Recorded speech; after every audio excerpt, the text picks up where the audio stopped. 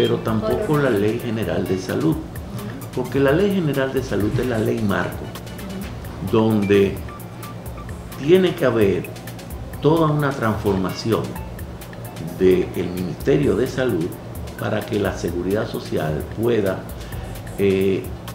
servir mejor a los afiliados. Desacreditar, criticar de manera aviesa, como muchas veces se hace, solo por intereses sectoriales, solo por intereses de algunos funcionarios, a veces hasta públicos, que tienen intereses particulares. La seguridad social debe ser, en términos generales, intocable en cuanto a sus progresos. Aquí hay una gran cantidad de trabajadoras domésticas. Esas no tienen seguro, pero tienen un patrón. Porque entiéndanlo, no es gratis, alguien está pagando. ¿Quiénes están pagando la seguridad social en salud? Los empleadores y los propios afiliados o familia. ¿De qué? Del poco salario que ganan hoy. La lógica del negocio es lograr que mi negocio sea rentable y me genere beneficios económicos. Y eso se ha traducido en un debilitamiento de lo público y un fortalecimiento de lo privado. El 80% no pasa de 22.400 pesos de los afiliados cubiertos en el régimen contributivo. Y yo te pregunto, un plan básico como el que tenemos, con sus quejas, que siempre la van a ver, no importa el tope, siempre van a haber quejas, esperamos que cada vez menos. Ninguna familia puede comprar cobertura para 5 miembros, ni para 3 miembros. Hoy no te estoy diciendo que el 80% gana menos de 22.400 pesos. Mientras más se debilita lo público, más beneficio genera eso al sector privado. Un déficit permanente que ha hecho que las reservas del sistema de seguridad social, las reservas que tiene, en este momento estén gastándose. Y lo que se dice es, lo que se plantea es, que si sigue gastándose la reserva, va a llegar un momento, más tardar en 3 años, 4 años, que el sistema va a colapsar.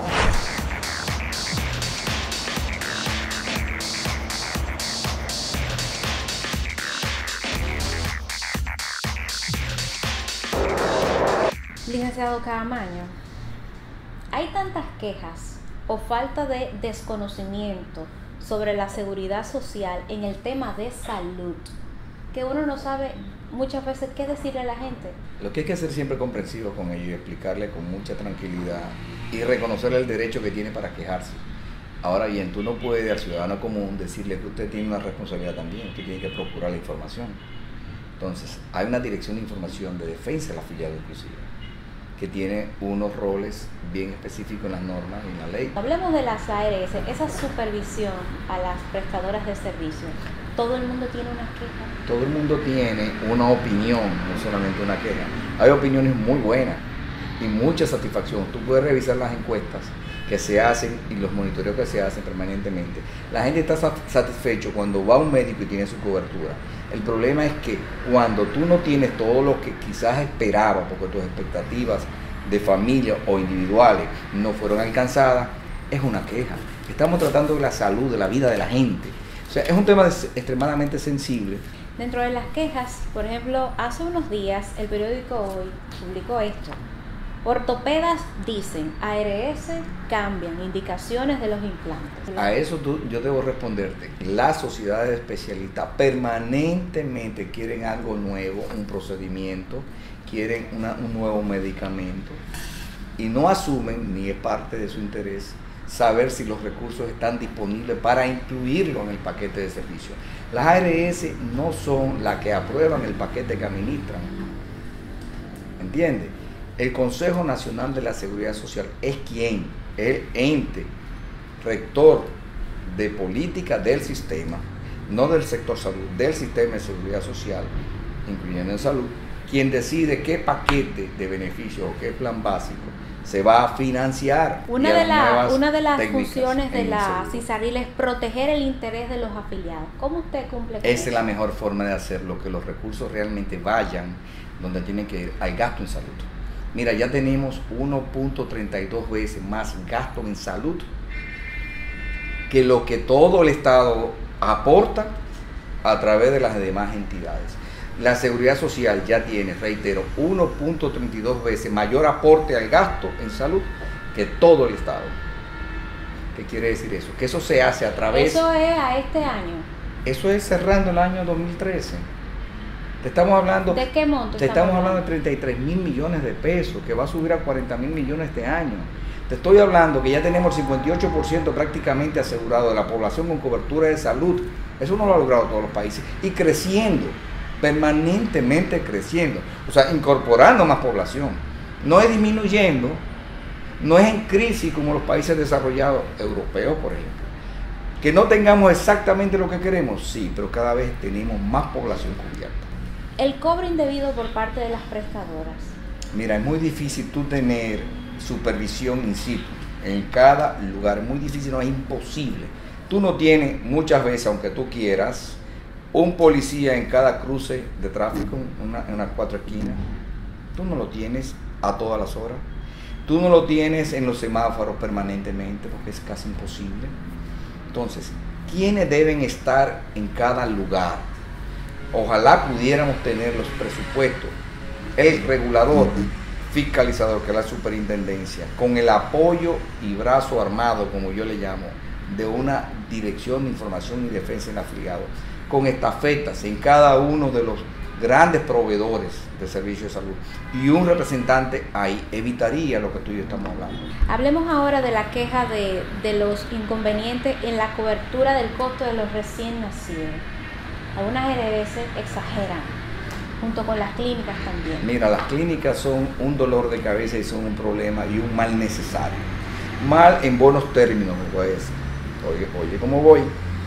Un mal necesario porque ellos son los que están llamados a dar los servicios. Mal necesario porque, reitero, porque no todos son iguales y hay muchas falencias de parte de ellos en el entendimiento de sus deberes y abusan.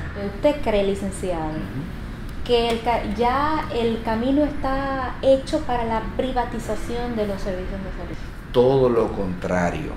Lo que queremos es una sola red pública de salud única, fuerte, eficiente, capaz de competir, dando los servicios para que el sector privado no abuse. Pero esos le llaman a veces privatizarse. ¿A qué le llaman privatizar? A que tú tengas eficiencia, que tú puedas desde el sector público facturarle los servicios al SENASA y a las ARS privadas si es necesaria, pero con rendición de cuentas, que se sepa en qué gastaste la plata. Eso es privatizar. No, eso es dar eficiencia y hacer lo que exige la ley. Este componente en la ley de la seguridad social, integrar el capital privado, ¿usted cree que le hizo daño o mejoró el sistema? Es lo que lo mantiene vivo hoy.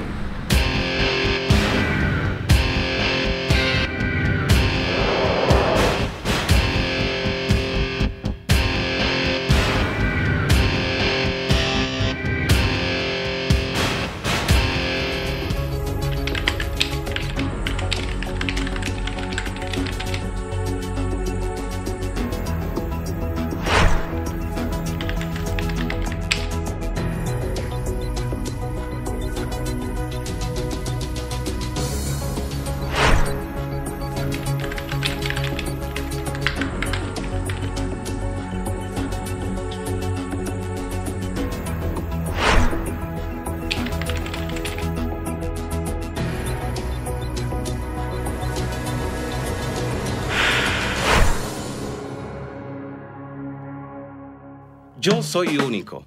Por eso tengo un plan único que combina los productos financieros que más me convienen. Y así pago menos. Un plan que piensa en mí y en la seguridad de los míos.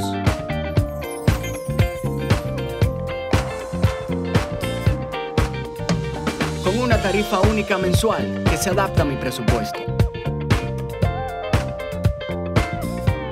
Con mi plan único tengo una tasa de interés preferencial en mi préstamo y dinero disponible cuando necesito. Además, disfruto de beneficios, ofertas y descuentos exclusivos por tener mi plan. Todo lo que quieres está en los beneficios de un plan único. Popular. Siempre a tu lado.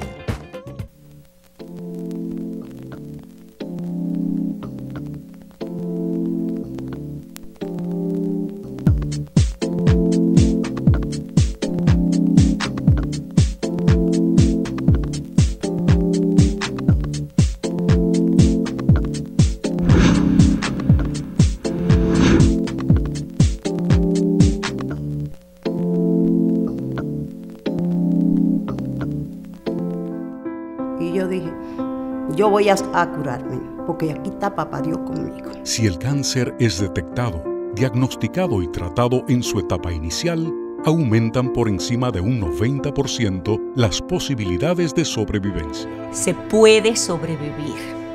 Y cada vez más mujeres diagnosticadas en el mundo logran vencer la enfermedad. Hagámoslo con fe, con voluntad, con alegría.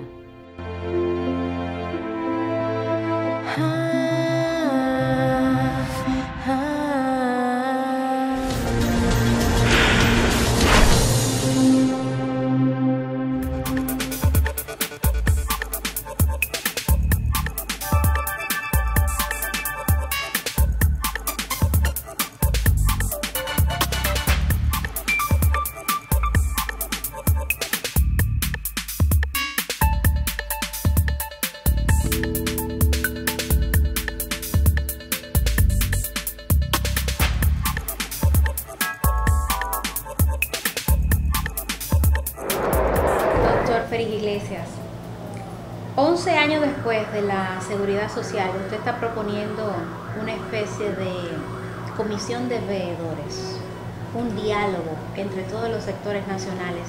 ¿Por qué?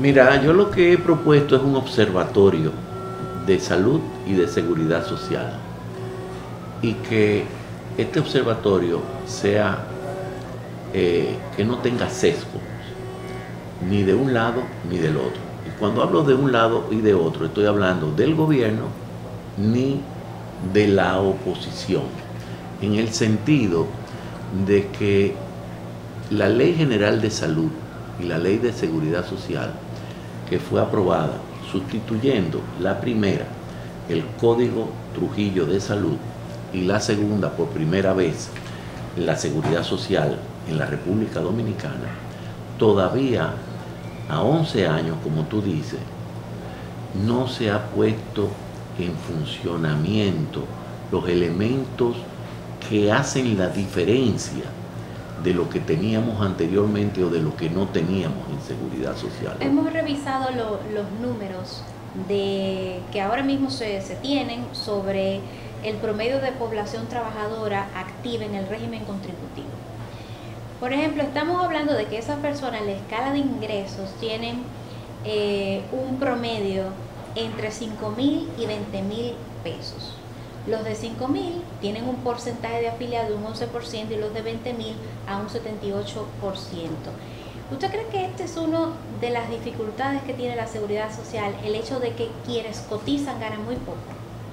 Muchos de esos salarios pueden estar disminuidos para cotizar a la seguridad social y tener otro monto del salario que se lo dan en otro renglón para evadir lo que hay que pagar en la seguridad social. Pero ese solamente es un componente, que es el componente contributivo.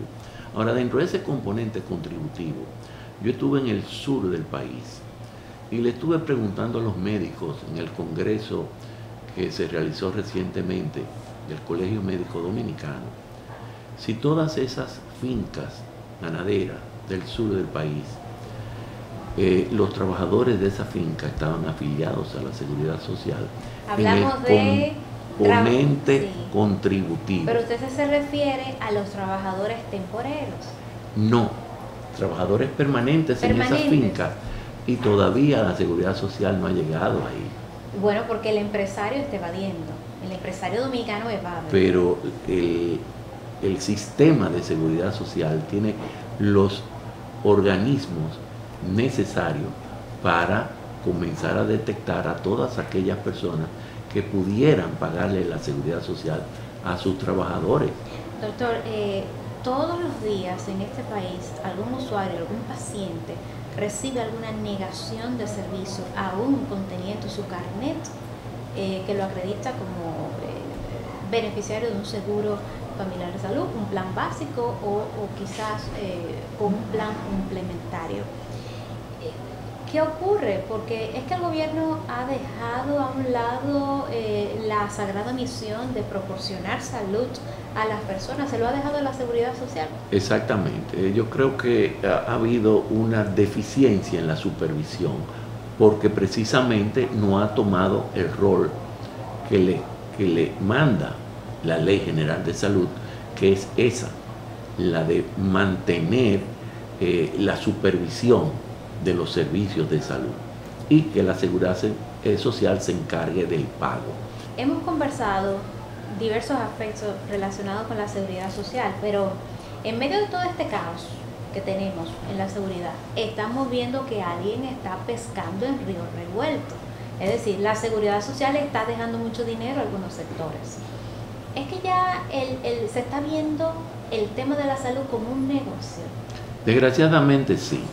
Y se está viendo como un negocio no solamente en los afiliados a la seguridad social, sino también en los pacientes privados que no tienen seguro. Porque hemos visto muchos abusos de parte de nuestros colegas en algunos casos. Es decir, médicos que se están ganando dinero en medio de este problema. Y aseguradoras de riesgo de salud también. He recibido denuncias, por ejemplo, que algunos médicos se acercan a los familiares de un paciente que ha sido intervenido quirúrgicamente, entonces le dicen que hay un costo más, pero no hay ningún recibo por ese costo. O sea, ese dinero va directamente al bolsillo de ese médico, independientemente del acuerdo en que haya llegado por los honorarios de ese médico. Eso se ha dicho, puede ser verdad, porque en efecto puede ser así. Y también hay abusos de las aseguradoras de riesgo de salud y también mucha negligencia del Estado como tal. Doctor, ¿esta lista de medicamentos son realmente importantes para la cura del cáncer?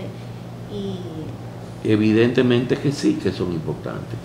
¿Y de qué más? ¿Cómo podemos hacer para que esos medicamentos estén en el catálogo de las prestadoras de servicios? Bueno, hay una queja generalizada que hay un hospital nuevo de oncología que realmente prácticamente no está funcionando aún. Esos medicamentos que están ahí, usted me dice que son necesarios. Si la ARS solamente aprueba medicamentos de segunda categoría, de cuarta categoría, entonces la gente está condenada a morir.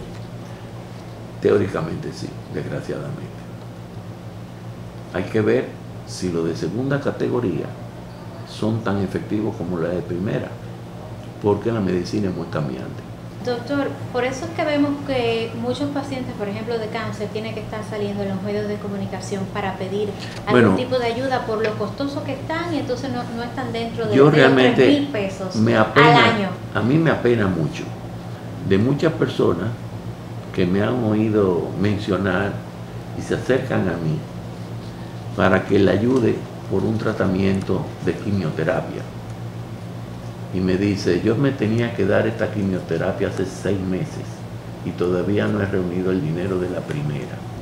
Que estamos hablando de alrededor de 25,000 pesos. Exacto. Entonces, tú la ayudas con algo, pero te apena porque sabe que para la próxima. No, que ha perdido 6 meses de oportunidad de detener esta tan maligna enfermedad que aún no tiene todo el medicamento, todo el dinero para el medicamento de la primera quimioterapia, y tú sabes que hay 2 y 3 sesiones de quimioterapia.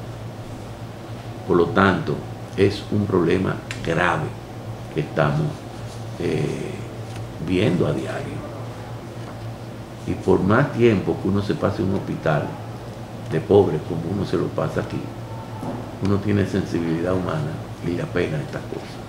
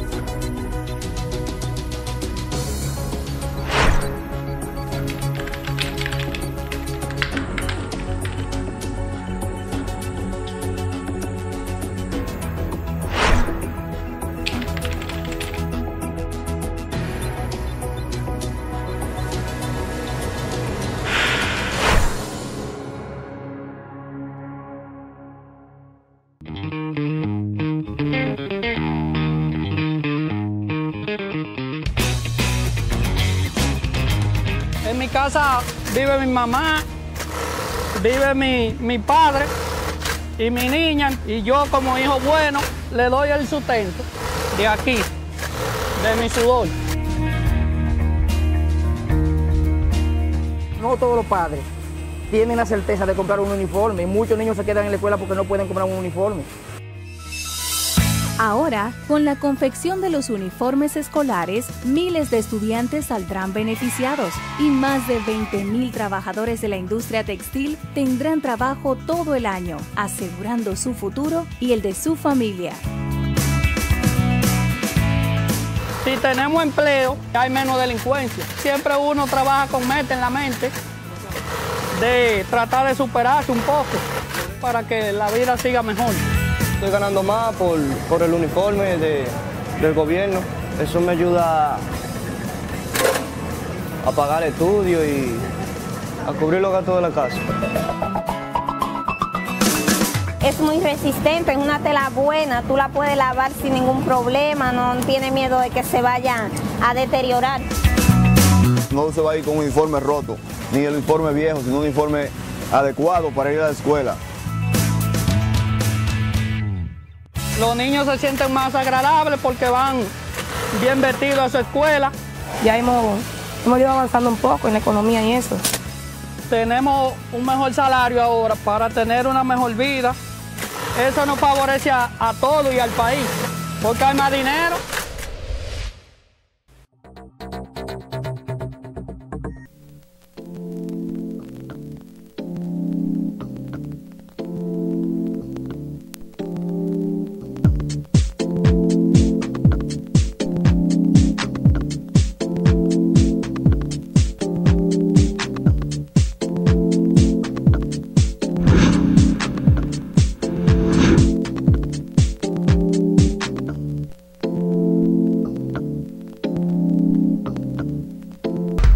Nuestros hijos serán el pilar de los retos futuros. Es por eso que un enfoque en una férrea educación orientada a los valores familiares se hace cada vez más necesarios. Por esta razón, nuestro Colegio San Paul abrió sus puertas para poder contribuir en la formación de la sociedad del mañana. Seleccionamos y capacitamos permanentemente un personal de vasta experiencia en el área docente, con enfoque en las diferentes ramas de la pedagogía, excelentes relaciones humanas y familiares que aseguran a sus hijos una educación al nivel de los mejores estándares. San Paul, educando con valores para los retos del futuro.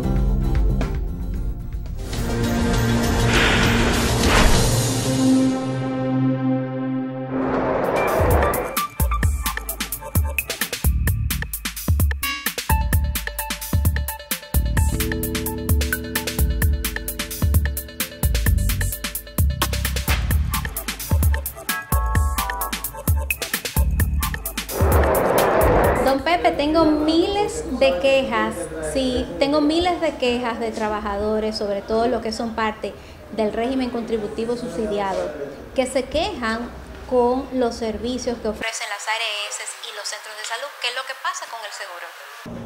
Gracie, nosotros igual, aquí en la Confederación, nos encontramos día a día con una cantidad enorme de quejas de las personas y uno un poquito se preocupa porque este fue un sistema por lo que el movimiento sindical luchó mucho. 11 años después vemos que tenemos un sinnúmero de problemas y son gente que gana muy poco y que cuando se encuentra con algún tipo de enfermedad entonces tiene que buscar dinero prestado. Esa es la verdad.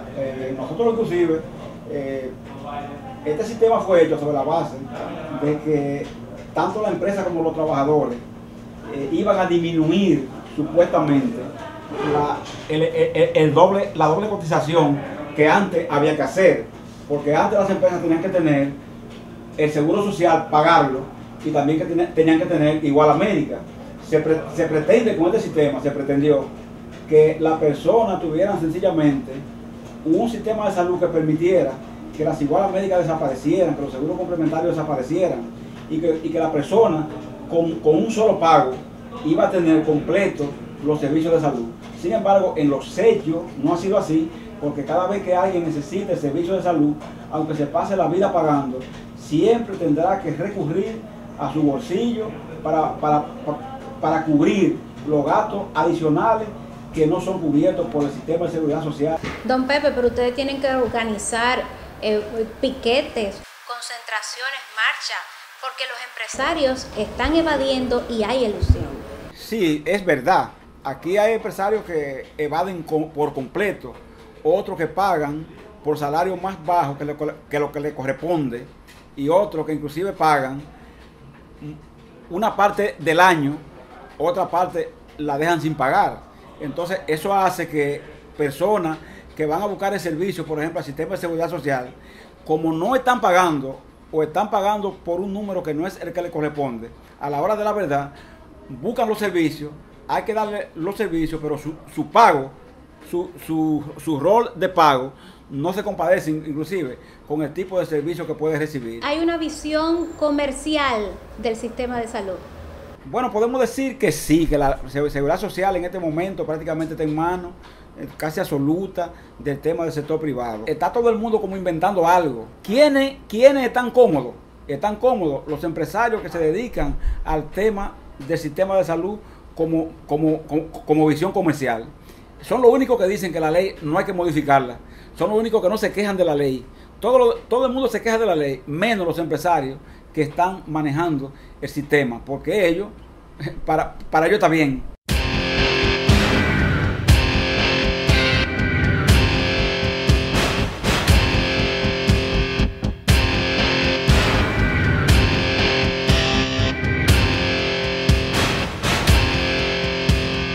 Licenciado Bernardo Matías, usted ha escrito un libro que se llama El pecado original del sistema dominicano de seguridad social en salud. Inmediatamente el título acaparó la atención. ¿Por qué usted ha escrito este libro?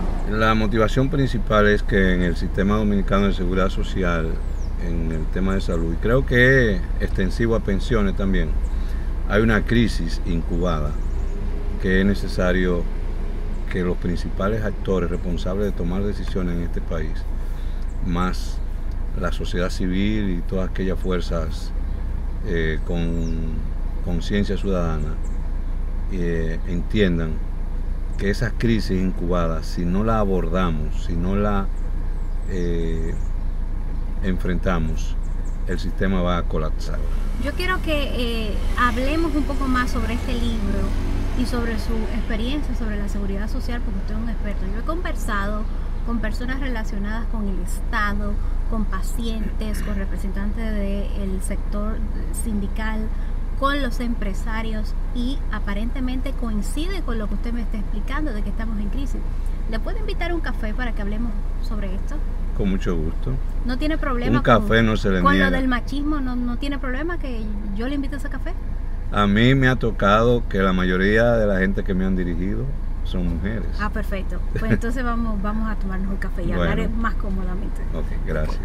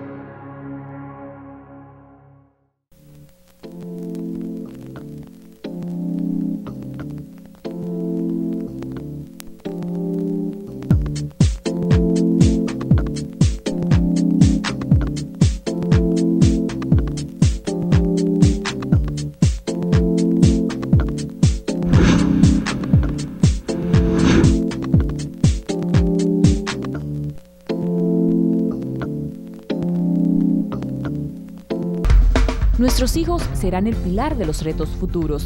Es por eso que un enfoque en una férrea educación orientada a los valores familiares se hace cada vez más necesarios. Por esta razón, nuestro Colegio San Paul abrió sus puertas para poder contribuir en la formación de la sociedad del mañana. Seleccionamos y capacitamos permanentemente un personal de vasta experiencia en el área docente, con enfoque en las diferentes ramas de la pedagogía, excelentes relaciones humanas y familiares que aseguran a sus hijos una educación al nivel de los mejores estándares. St. Paul, educando con valores para los retos del futuro. Y yo dije, yo voy a curarme, porque aquí está papá Dios conmigo. Si el cáncer es detectado, diagnosticado y tratado en su etapa inicial, aumentan por encima de un 90% las posibilidades de sobrevivencia. Se puede sobrevivir. Y cada vez más mujeres diagnosticadas en el mundo logran vencer la enfermedad. Hagámoslo con fe, con voluntad, con alegría.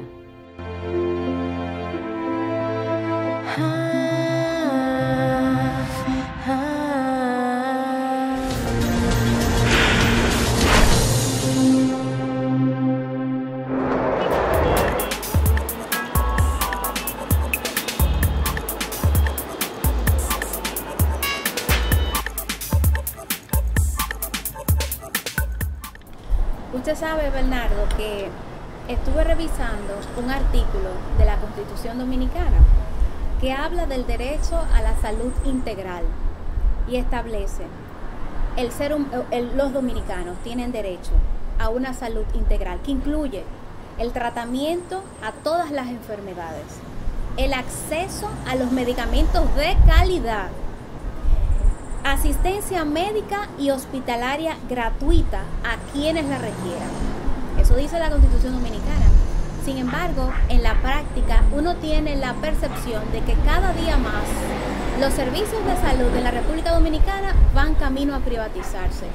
¿Usted qué cree? Que el pecado original del sistema dominicano en materia de salud es procurar vincular de manera forzosa la salud como un derecho y la salud como mercancía orientada por la lógica del negocio.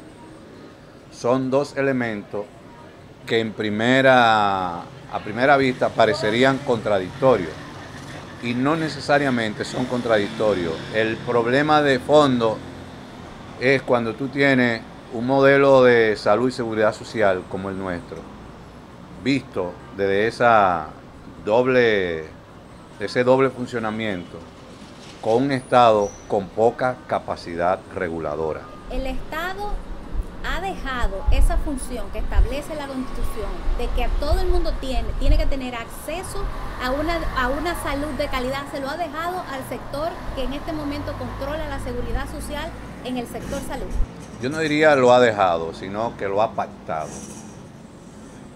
En el sistema, en la ley 8701, ese pacto se ve explícito cuando se establece una figura llamada el Consejo Nacional de la Seguridad Social, compuesta por un modelo tripartito, representado por el sector empresarial, el sector sindical y el gobierno. ¿Y encima de eso, ¿qué pactan ellos? Déjame decirte donde para mí lo que yo en mi libro le llamo que es perverso y antiético, y que el Estado lo que ha hecho es delegarlo una función que le es inherente, como es la protección social y garantizar la universalidad. Lo que se hizo en esa ley fue pactar, porque se introdujo la llamada figura del veto. Si cualquier decisión de carácter de política pública se ve mediatizada por el veto, entonces, ¿cómo es posible que el Estado negocie, pacte, mediante la figura del veto, la salud de la población en materia de protección social con el sector privado, cuya lógica fundamental es el negocio, la rentabilidad, la acumulación de capital? Esa no es la vocación del Estado. La vocación del Estado es garantizar equidad, universalidad, solidaridad, garantizar que la salud llegue a todos y a todas y con calidad. No necesariamente la lógica del negocio es esa. La lógica del negocio es lograr que mi negocio sea rentable y me genere beneficios económicos. Y eso se ha traducido en un debilitamiento de lo público y un fortalecimiento de lo privado. Mientras más se debilita lo público, más beneficio genera eso al sector privado. Mientras eso ocurre, en el país está muriendo gente. O sea, hay gente que está muriendo porque no tiene acceso a la salud. Aún la poca población que es parte del régimen contributivo subsidiado, si a un familiar tiene una enfermedad catastrófica, aún teniendo su seguro, tiene que buscar dinero prestado para poder solventar los costos de esa enfermedad. No, entonces, eso hay que precisarlo mejor, porque creo que tu planteamiento es absoluto. En materia de cobertura de alto costo, hay 1 millón de pesos al año que te cubre una enfermedad de la llamada catastrófica. Anteriormente eso no existía. A tu casa llegaba un familiar con una catastrófica y el resultado era o tú endeudarte o la muerte. Ahora hay una cobertura de 1 millón de pesos al año. Una vez tú hayas agotado ese 1 millón de pesos antes del año, ahí empieza el drama en la familia. Tiene que empezar a buscar dinero. Asimismo, hay una serie de medicamentos de alto costo que no tienen cobertura. Por ejemplo, hay algunos... ¿Cuánto es el medicamento que ofrece el seguro de salud al año, el medicamento de cobertura? Si es para alto costo, eso está incluido dentro del 1 millón de pesos para enfermedad catastrófica. ¿Y por qué entonces los médicos y los usuarios se quejan de que los medicamentos que tienen el componente para paliar, para sanar a esa persona, entonces las ARS no quieren cubrirlo ni las farmacias tampoco? Lo que pasa es que parte de la acumulación se está dando en el sistema dominicano de seguridad social vía lo que es la negación de servicios que tú tienes derecho a ellos, y las ARS, muchas de ellas, como tenemos un ciudadano poco informado, lo que hacen es que te niegan el servicio a pesar de que tú tienes cobertura. Y cuando tú inicias un proceso de reclamo vía las instituciones del Estado que tienen que ver con garantizar ese derecho al ciudadano, la burocracia, la lentitud como se le da la respuesta a las personas, generan desesperación en el ciudadano y el ciudadano termina asumiendo. Bueno, pero es entendible, un familiar que le acaban de detectar el cáncer, por ejemplo, que le operaron del estómago, tiene que para proceder hacer una rápidamente. biopsia. Exactamente, tiene que proceder rápidamente. Tú sabes que yo encontré esta lista de medicamentos que no está cubierto por el sistema, que son para el cáncer y para ¿Cuál la es hepatitis. cáncer? Bueno. Hay mucho, por ejemplo, el cáncer de mama, hay algunos medicamentos que no están cubiertos. Que no están, pero el costo unitario, eso es fatal para la salud. Fatal para la salud. Hay una serie de medicamentos que son básicos, que no están cubiertos porque no se ha modernizado la lista esa que debe hacer actualizado, o sí, el Consejo de la Seguridad Social. No, le toca a la CISARRIL hacer la propuesta al Consejo de la Seguridad Social. La CISARRIL hizo una propuesta de ampliación de lo que se llama el PDSS, el Plan de Servicio de Salud, y eso está en la agenda del plan del Consejo de la Seguridad Social. Pero dígame una cosa, usted que es experto en seguridad social, ¿el Consejo, todos ellos no le pagan por ser parte del Consejo? No, eso es voluntario, solo reciben un viático. Sí, pero el por viático, cada reunión. El viático es importante. No sé cuánto es pero yo no le veo sentido a que haya viático en reuniones. Hay un viático para reuniones. Entonces, ¿por qué es tan difícil que puedan reunirse y decir, mira, tenemos que actualizar estas listas? Porque hay gente que está muriendo. Porque significa que se va a ganar menos en el negocio. ¿Quién va a ganar menos? El sector privado. Es un aspecto, y por eso es que yo llamo en mi libro una figura perversa y antiética, la de el Consejo Tripartito con derecho al veto. El derecho al veto es que solo basta con que una de las partes esté en desacuerdo para que no se apruebe nada. Entonces, basta con que el sector empresarial esté en desacuerdo con la ampliación de cobertura y ya no pasa la propuesta. Y si el Estado entiende que sí, que debe ir, no basta con que el Estado esté de acuerdo. Y en ese... Perdón, déjame agregarte otro elemento. Adicionalmente, eso tiene un costo. Cuando me dicen ampliación de cobertura, eso es que hay que buscar más dinero. ¿Y qué sucede? Que en algunos sistemas en el mundo, esa ampliación de cobertura muchas veces se busca en lo que se llama la reserva económica financiera del sistema, donde hay un dinero de reserva que compensa los desajustes que puedan darse.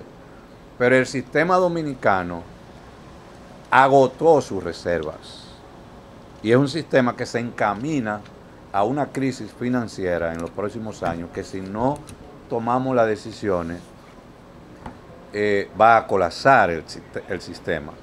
Si tú le agregas el PDSS ampliado sin identificar las fuentes de financiamiento, lo que tú vas a hacer es profundizar la crisis financiera del sistema. ¿Y cuál es la única fuente de financiamiento? Bueno, lo que se llama incrementar el per cápita. Y el incremento del per cápita significaría que también los ciudadanos y las ciudadanas tendríamos que aportar más dinero para compensar ampliación de cobertura y déficit financiero. No sé si estoy explicando bien dónde están los nudos El críticos. licenciado Camaño, que es el superintendente de salud, declaró recientemente de que el problema de las finanzas y por qué los números están en rojo es por los bajos salarios de los que cotizan y el aumento de los dependientes directos que no aportan, sino que la tesorería de la Seguridad Social tiene que aportar por ellos y se incrementó en más de 100.000 en el año 2012. Estas fueron sus declaraciones. ¿Usted está de acuerdo? Eso está en mi libro. Yo no sé quién estamos coincidiendo. Yo aporto más informaciones que fortalecen el planteamiento de Camaño. Aquí se da lo que son crisis típicas de los sistemas, que es lo que se llama la tensión crítica entre la búsqueda de equidad y la garantía de la sostenibilidad financiera. La ampliación de cobertura para los dependientes es un logro importante de este sistema y se ha ampliado lo que se llama la relación de dependencia. Eso quiere decir que en esta época, padres, abuelos, hijos, hijas, suegros, que antes no tenían cobertura, hoy tienen cobertura. Y esa cobertura gira alrededor de un titular. Ejemplo, si tú eres titular, tú puedes afiliar a tu papá, a tu mamá, a tu suegro, a tu suegra y a todos tus hijos. Y supongamos que ninguno de ellos está aportando al sistema, solo tú. El sistema cubre los gastos de salud de toda tu familia. Pero si encima de eso tu salario es bajo, tú estás aportando poco al sistema. Lo que Camaño creo que, no sé si él lo aporta en alguna otra parte, pero yo sí en mi libro lo señalo.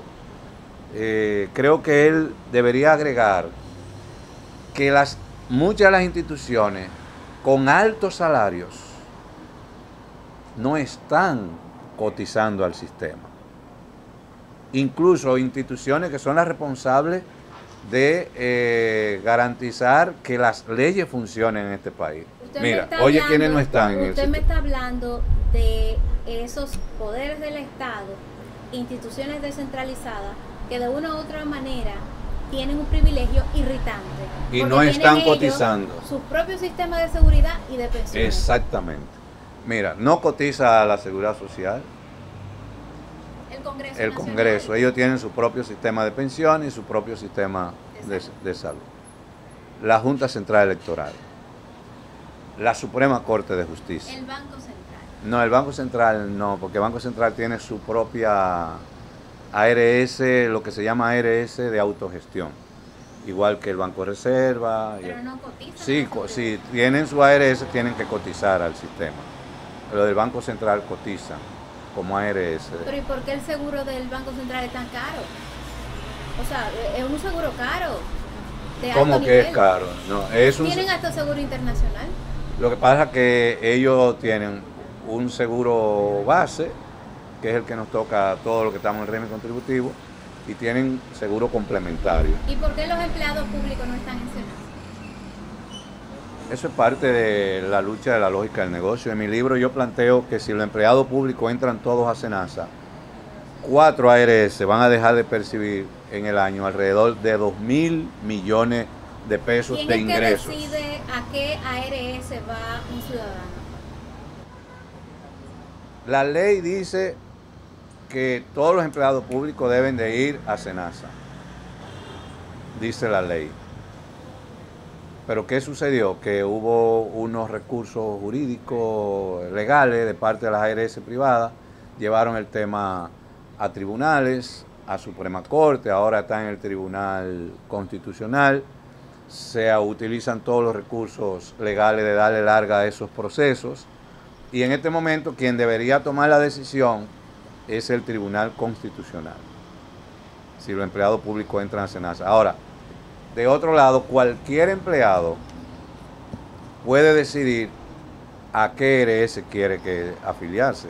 Pero que resulta que cuando una persona llega a una empresa, normalmente los encargados de recursos humanos, ellos le eligen su seguro y le quitan la libre elección. En mi libro yo hablo de la doble moral del sector privado, en el sentido siguiente.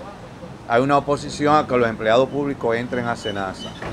Sin embargo, tú entras a muchas empresas privadas que están vinculadas a ARS privada y todos sus empleados son de esa ARS privada. Ahí no existe la libre elección. Y para los empleados públicos sí tiene que haber libre elección. Entonces es una doble moral. Pero en el fondo es que si los empleados públicos entran a SENASA, alrededor de 2.000 millones de pesos van a dejar de ser percibidos por 4 ARS privadas, que son las que tienen el 70% de los empleados públicos. SENASA solo tiene el 30% de los empleados públicos. La mayoría de los empleados públicos no están en SENASA. ¿Se está privatizando la salud en el país? ¿Cómo que se está privatizando? Está privatizada la salud. El modelo privado no ha sido... y además la misma ley lo legitima, lo consolida, lo fortalece. ¿Y qué usted le dice, por ejemplo, a ese trabajador que probablemente está cotizando en una empresa? A veces la empresa hasta tiene irregularidades para hacer los pagos a la seguridad social, pero necesita el servicio de salud. ¿Qué usted le dice? Bueno, la ley tiene una figura que es, si tú estás en una empresa y está cotizando y esa empresa no paga a la tesorería y el empleado se enferma, la empresa está obligada por lo que dice la 8701 a cubrir el 100% de los costos de salud de esa persona. Ahora bien, usted, si es un ciudadano que tiene conciencia, compromiso de ciudadanía, si usted está cotizando a su empresa y ella no está pagando la seguridad social, solo tiene que notificárselo a la tesorería de la seguridad social y a la DIDA, a la Dirección de Información de... ¿Y qué pasa con los chineros, con los trabajadores informales? ¿Cuándo van a tener un acceso total a la salud? En la ley se establece el llamado régimen contributivo subsidiado para una población vinculada a la economía informal. En la ley, pero en la realidad... Pero yo y otros más, incluso hasta el ex vicepresidente Rafael Albuquerque, ha planteado que el régimen contributivo subsidiado debe ser replanteado porque no tiene posibilidad de implementarse en el país. Entonces, ¿cuál es nuestra propuesta? ¿Cuál es la imposibilidad? Porque el Estado es el que tiene que poner una cuota. Mira qué sucede. Hay una serie de variables socioeconómicas. Por ejemplo, la identificación de quién califica o no para el régimen contributivo subsidiado. Eso supone hacer unos estudios sociodemográficos para identificarlo. Ese es uno. Lo segundo, es contributivo subsidiado, que quiere decir que esa persona le tocará aportar una parte y el Estado aportar otra parte. No es igual que subsidiado, sino es una figura que no existe en ningún país del mundo, solo aquí. Entonces los mecanismos de captación de la contribución no existen en el país, las bases institucionales, y habría que montarlas. ¿Cómo yo le cobro a esa encargada dueña de un salón de belleza? Cuando tú tienes una estructura impositiva fiscal que dice que ella tiene que declarar, entonces si ella declara, tiene que pagar impuestos sobre la renta, tendría que pagar el seguro de pensiones, tendría que pagar el seguro de riesgos laborales y tendría que pagar el seguro.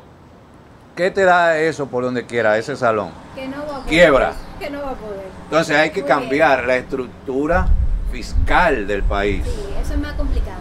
Es muy complejo. Sí. Licenciado, ¿cómo se despide? ¿Qué reflexiona usted finalmente?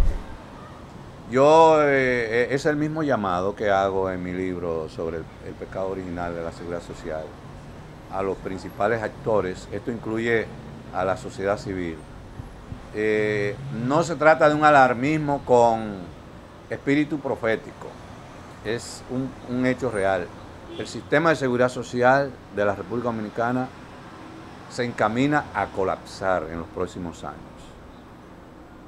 Y entonces el país, y especialmente los principales actores, debemos tomar conciencia de esa realidad y comenzar a hacer los cambios y las transformaciones. Ya el sistema de seguridad social llegó al cierre de un ciclo, de una etapa, y tiene que entrar a otro ciclo.